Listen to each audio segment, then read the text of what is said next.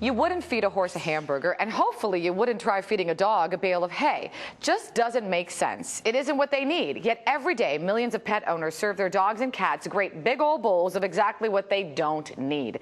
And that's probably because we just don't know any better. What's right, what's wrong.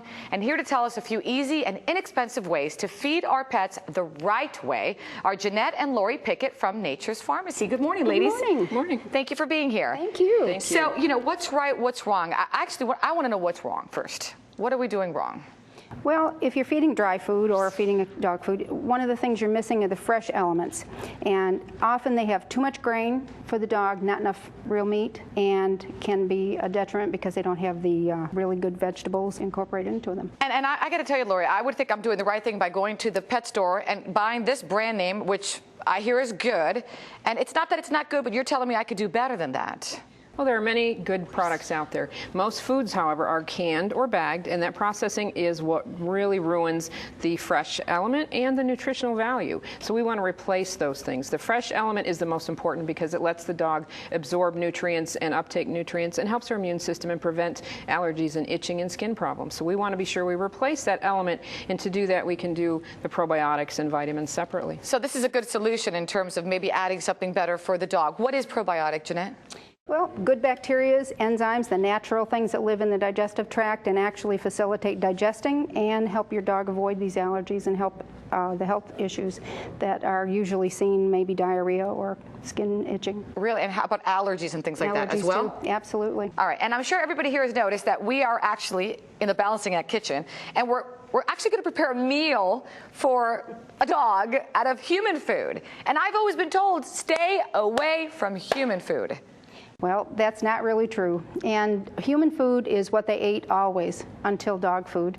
And we're going back to feeding that in a natural way. And it works better for most dog systems to have less grain and fresh food in their diet, like real meat and vegetables. This is great because I always have a lot of leftovers. So, Lori, what are we going to make? Tell me the first recipe. This is so funny. We're going to do a quick meal for a larger dog, a larger dish. We're going to do chicken in the dish. We're going to do beef. Primarily, you want to give raw beef. But if your dog does not like the raw beef initially, you can do cooked beef, which we have that here. I'm going to do raw. Like a cup?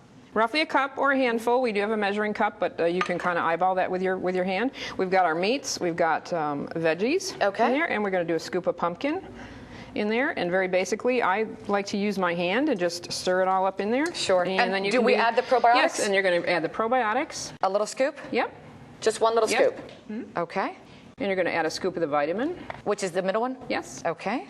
That's a Parmesan cheese base, very tasty. Okay. I'm going to stir it a little bit more. Dog food in the kitchen of the Balancing Act. This is amazing. We're done. Okay, so let's do one now for a smaller dog, maybe my dog. Jeanette? Okay.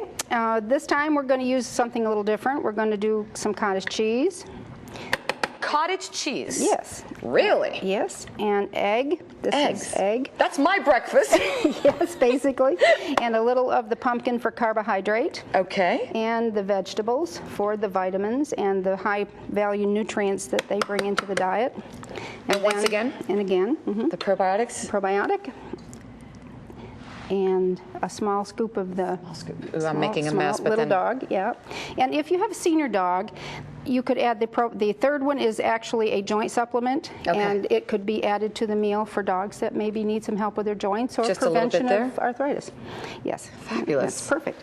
And then we just mix this. Same way. And this is actually, I don't want to use the word better, but maybe better than the actual dog food? It actually is. Really? It's balanced just as well as any dog food. And it is fresh food, and it is very inexpensive to do it this way, using frozen vegetables. Definitely could save a lot of money. Thank you so much for all the information. I really appreciate your time. Yeah. Thank you. And I got to see if my dog would like this. And for our viewers at home, to find out more about probiotics, enzymes, and the right diet for your dogs and cats, check out nature'spharmacy.com.